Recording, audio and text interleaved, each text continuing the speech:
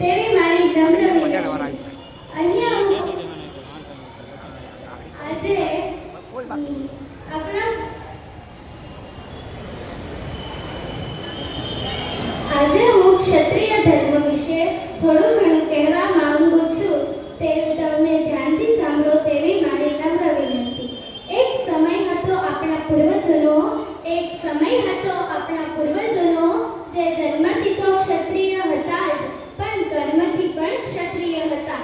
જે જન્મથી તો ક્ષત્રિય હતા જ, પણ કર્મથી પણ ક્ષત્રિય હતા. આપણે બધા જન્મથી તો ક્ષત્રિય છીએ, પણ કર્મથી ક્ષત્રત્વને માન આપવું પડશે, તો જ આપણે આપણી સંસ્કૃતિ, પરંપરાઓ અને રીત રિવાજોને બચાવી શકીશું. આજે અનેક ભાગમાં વહેંચાયેલો આ ક્ષત્રિય સમાજ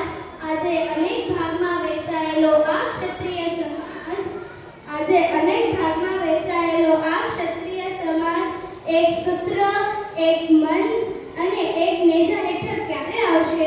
એ જ આજનો આપણો જટિલ પ્રશ્ન છે.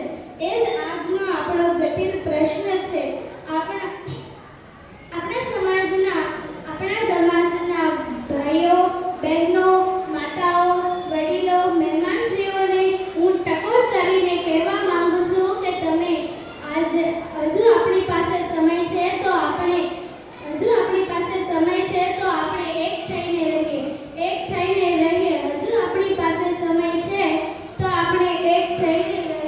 હું એટલું જ કહેવા માંગુ છું કે આપણે બધા એક થઈને રહીએ અને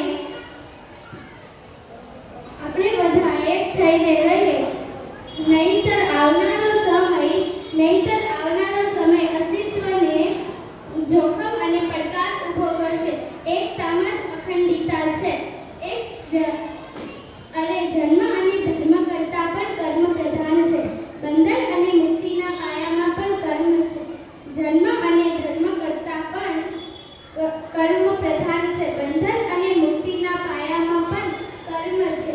અહીં ઉપસ્થિત મારા વડીલો, મહેમાનશ્રીઓને હું મારી વાણીને વિરામ આપું એ પહેલા હું મારા વક્તવ્ય પૂર્ણ કરતા પહેલા તમે આપ સૌ મારી સાથે બોલશો. એક હાથ ઊંચો કરી મુઠ્ઠી વાળીને મારી સાથે બોલશો. બોલતો ખરી કાંઈક તું બોલજે ને. જય માતાજી. રાજપૂતના અમર રહો. રાજપૂતના અમર રહો. રાજપૂતના અમર રહો. રાજપૂતના અમર રહો. બોલ. રાજપૂતના અખંડ રહો. રાજપૂતના અખંડ રહો.